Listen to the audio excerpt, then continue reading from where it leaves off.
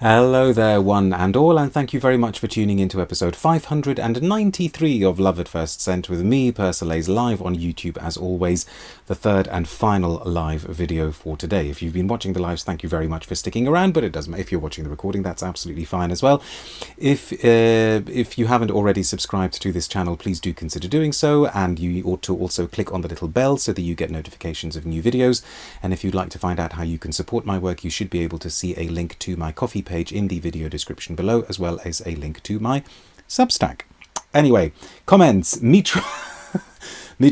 guess Mitra is very, very excited. Dushan says hello again. Mitra goes vanilla. Alex goes Andy.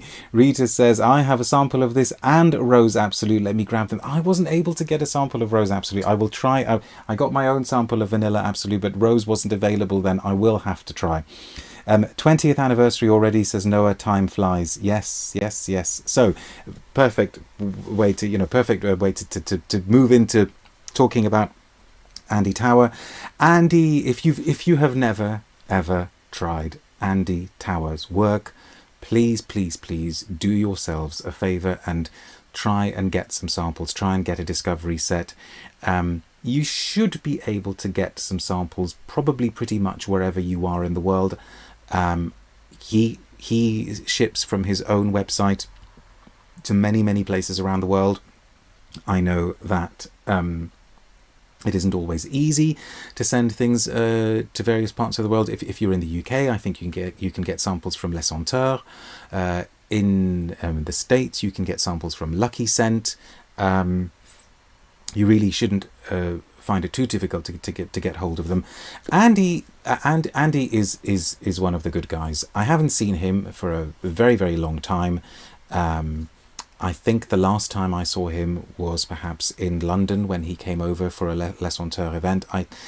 If memory serves, that was before COVID. We're in contact with each other every now and then. I wouldn't say very frequently. And I always keep tabs on what he's doing. He, in many ways, is the epitome of everything that's great about truly independent perfumery. He's self-taught. Not that you have to be self-taught. You could be trained as well. But even though he's self-taught, he clearly had a talent for all of this. And I suppose his particular professional background helped as well to some extent. He has very definitely got clearly, patently an artistic sensibility. And he just started from the ground up. He started 20 years ago with a perfume called Le Maroc pour Elle, over here, which I believe was stocked at a friend's shop in Andy's hometown of Zurich. Then I think that next year along came L'air du désert marocain. And I think that came to the attention of none other than Tania Sanchez and Luca Turin.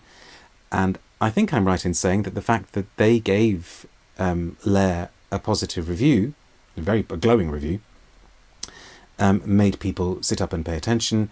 And since then, Andy's been a bit of a darling, very much of a darling of the indie perfume sector, a sort of poster boy. Back in the day, he had a really terrific blog. I don't think he updates that blog very much now. I suppose because many people don't read it so much. But it was a really superb blog about perfumery, about learning perfumery. If he's still got it out there in some version that people are able to read, if anybody out there wants to learn about perfumery and not just about composition but about the ins and outs of the business, honestly, you could do so much worse than read Andy's blog. I remember reading tons of it, almost like just reading a book, starting at the beginning and working my way through. His work has definitely changed and shifted over the years. And also, for me, his work has become harder to try because he seems to have decided that he wants to do more and more limited editions, more and more things that are a little bit harder to come by. And that's fine. I guess he's decided that that's the right thing for him to do, but it does mean that we don't get to try a lot of the scents. And my heart is still, I think, with his original compositions. I adore Le Maroc pour Elle. A lot of you will know that Lone Star Memories is one of my favourite perfumes of all time. I love Orange Star. I love Rose Chypre, which I think is gone, sadly. I love Incense Extreme. I love Incense Rosé. I mean, some of those early ones I just thought were pure genius. And he's done so many different things. He's made perfumes for other brands. He tried to make perfumes which had no more than 5 ingredients each. You know, they were called the pentachords, if you remember. And some of the recent stuff of his, I just haven't tried because I haven't been able to. But to mark the 20th anniversary, he's done a sort of flanker, I suppose we'd call it, a different version of L'air du désert. Again, I haven't tried that either. I hope to be able to. What's that one called? Is it called an elixir or something, or L'air du désert? I know it's L'air du désert marocain, something or other. Somebody will tell me. Dushan says, Andy is the male counterpart of Liz Moore's 2 best indie creators.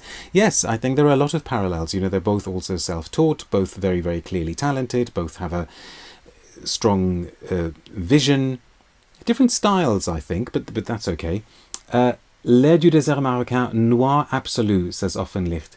Yeah, I wonder if that's almost a little bit of a tongue-in-cheek joke, because I remember back in the day on his blog he used to joke about flanker names and how, you know, every single flanker was either a noir or an extrême or an absolu. So now he's got noir absolu in L'air du désert marocain. So Phi is still on my wish list, says Oriana.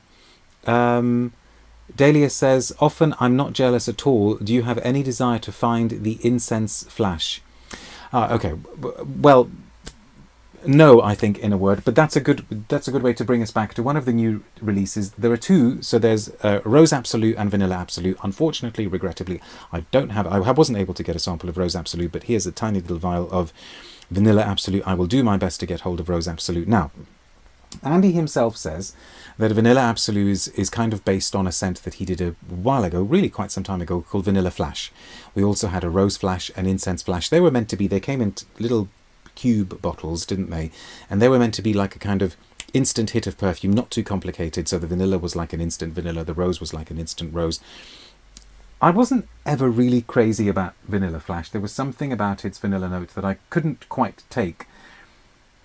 But to me, Vanilla Absolue is not really like Vanilla Flash. I don't know if I'm missing something or just smelling it in a different kind of way. To me, this is the kind of gentle, almost retro-inflected vanilla that Andy is so good at doing. He is very, very, very good with rose. I mean, he's a bit of a genius with rose, and he's also very, very good with vanilla. The amber accord, the amber base that he's created for L'air du désert marocain has got so many fans around the world. I do really like it, but, you know, perversely, it's not one of my favourite ambers. If I want that kind of scent, I still tend to go to Ambre Sultan, and I don't mind saying that because, like, clearly tons and tons of people around the world love Andy's amber, and that's fine. You know, so, you know, each to their own. I hope he never stops making Lone Star Memories. That is my Andy holy grail. But Vanilla Absolute, I mean, obviously it is a vanilla, and it is an Andy vanilla, and his vanilla always has a particular, almost a kind of plasticky feel to it. But I say that as a compliment. It's not especially smoky or dark or heavy or nocturnal, but it's kind of reflective. It feels very, very reflective and translucent. That feel, to my nose, was pushed to an extreme in Vanilla Flash. But that aspect of it has been toned down, and what I'm getting is something that is more quietly, more gently aldehydic and citrusy at the top, which then straight away takes us into the sort of retro territory that Andy loves so much. He is a huge, huge, huge admirer of the classic Guerlains, and is very good at kind of like playing with them and deconstructing them and reconstructing them. And you could imagine this being a kind of component of a classic Guerlain. It's got a nicely handled green note to it. Actually, smelling it now, almost like surprisingly green. It's almost I mean, not galbanum green, but something, a kind of greenness that makes the vanilla bright. It is a very, very bright vanilla. And when I think about the vanillas I smelt a few weeks ago, because we were talking about the new vanilla from Parfum d'Empire, and I compared it with Vanilla Van from Les Indemodables, and we were also talking about the new flanker of Vanilla Van. Those are more, I suppose, more classic niche independent vanillas, in the sense that they kind of are very sort of resinous and boozy and woody and just dark, really, really quite black.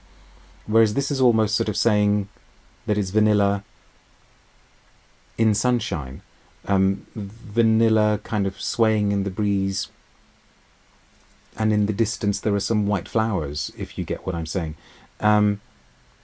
Alex says, vanilla in perfumery can be heaven or utter hell. In Andy's hands, it's pure Elysium. Couldn't agree more.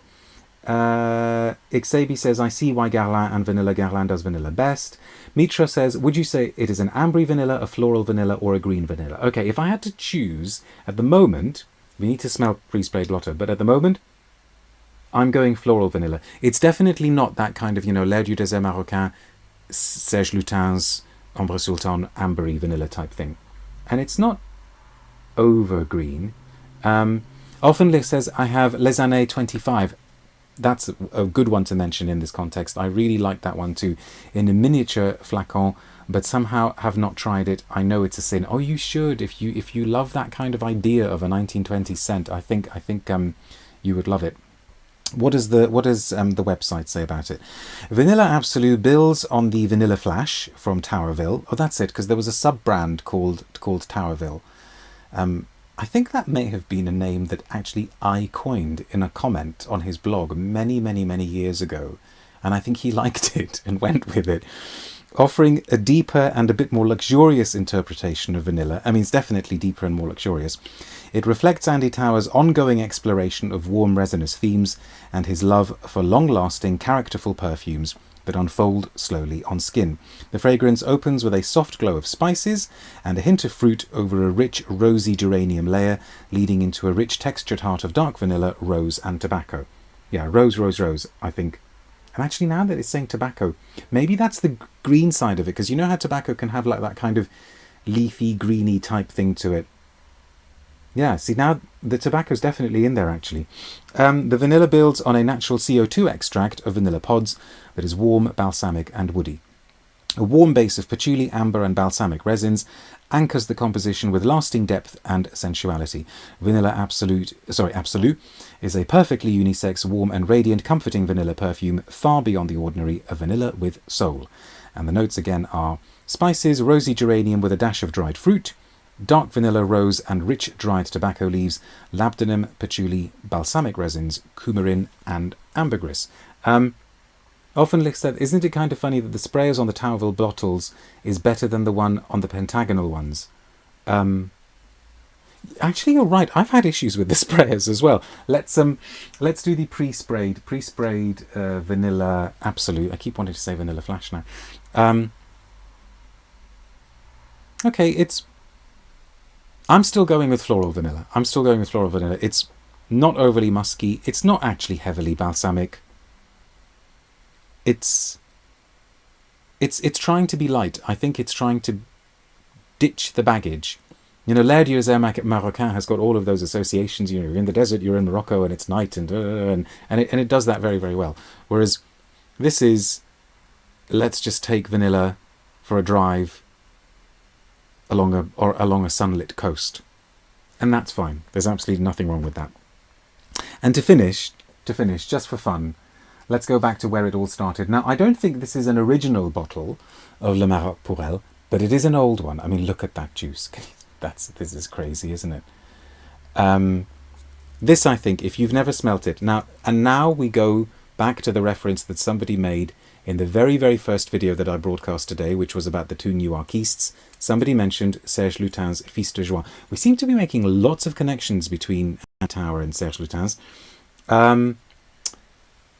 Fils de Joie is a beautifully done jasmine.